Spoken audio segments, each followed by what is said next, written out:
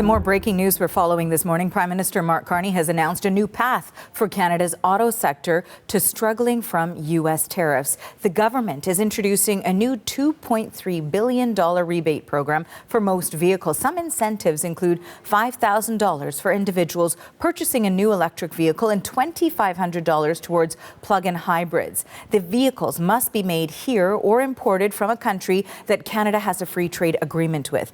At a news conference last hour, Carney said Canada's trade with the U.S. was once a great strength, but it has become a, quote, serious vulnerability.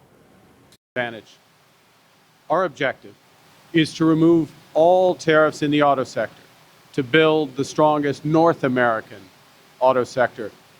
That's what we will build together.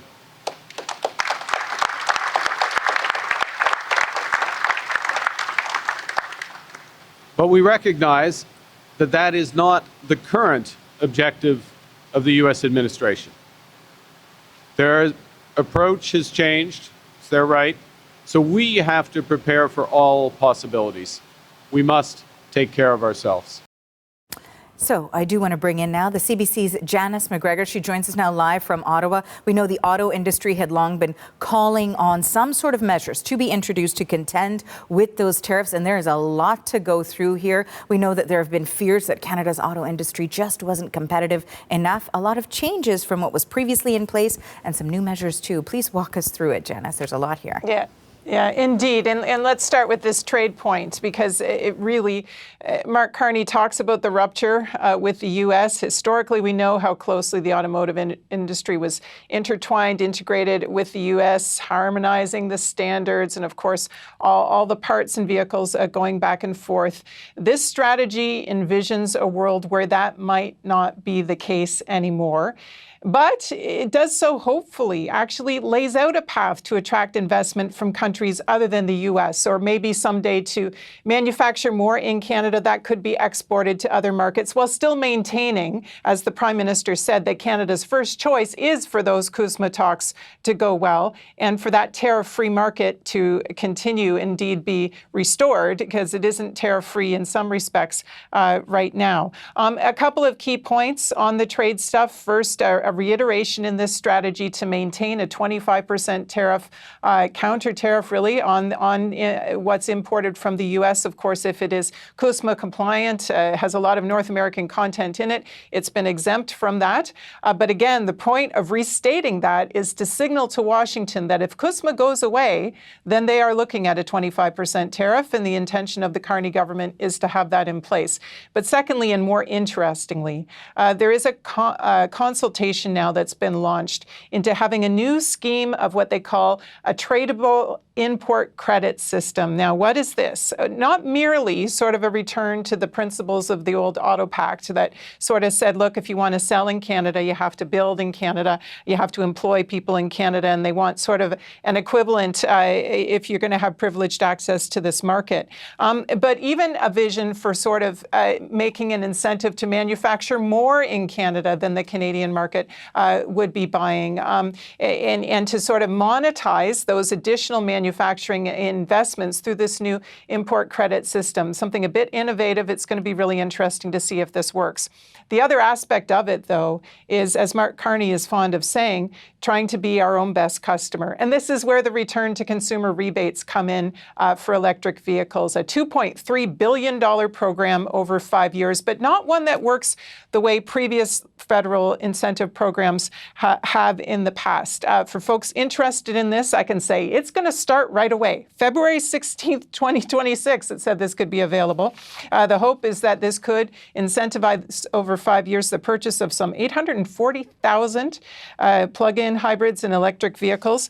But if you were thinking of wanting to purchase one of the vehicles now coming in, thanks to that deal in Beijing last month from China, they will not be eligible for these rebates. Something else new about this. Previously, there was no rebate if the car costs more than $50,000. Now there could be if that car is manufactured in Canada at a Canadian facility and employing Canadians. Finally, the important thing to note is if this interests you, you are not going to want to sit on this, because the first year rebates are $5,000, and for a plug-in, $2,500.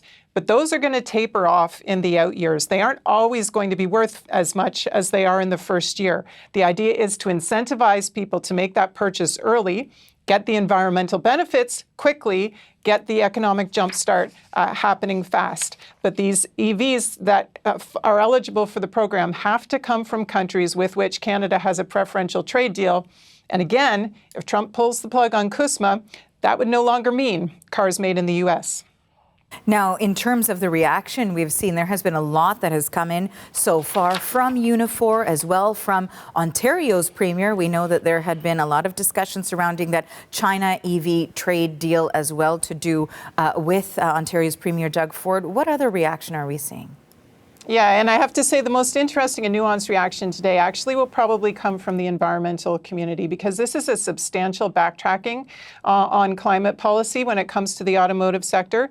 Officials disclosed to reporters today that some of these new aspirational targets they're laying out haven't actually been modeled yet. They do not actually have the published regulations and new standards that they're premising all these strategies on, not ready for publication yet.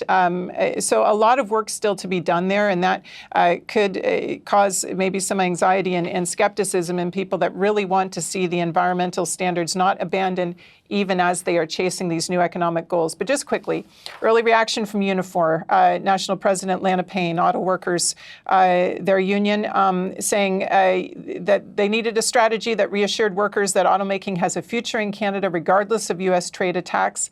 And they say that the free ride must end for companies that take from Canada's market and give nothing back. So that's the criteria they're measuring this on. Ontario Premier Doug Ford, no fan of the EV mandate, wanted it gone, got what he wanted today. Sort of the statement from Ford emphasizing, saying they're pleased to see the federal government take that important step, but also calling this a pivotal moment for Canada with the economy and sovereignty under attack. Finally, U.S. Treasury Secretary Scott Bessent, lest we take the eyes off that ball, was asked if he would support lowering U.S. tariffs on Canadian imports to zero, like Mark Carney would prefer to see. He said absolutely not. And that part of the reason why the U.S. has a tariff on Chinese EVs is because they do not want them to come into the market, and they continue to be concerned about Canada's decision to take more Chinese EVs and whether that's a threat. No reading between the lines with that answer. Thanks for this, Janice. That's the CBC's Janice McGregor in Ottawa.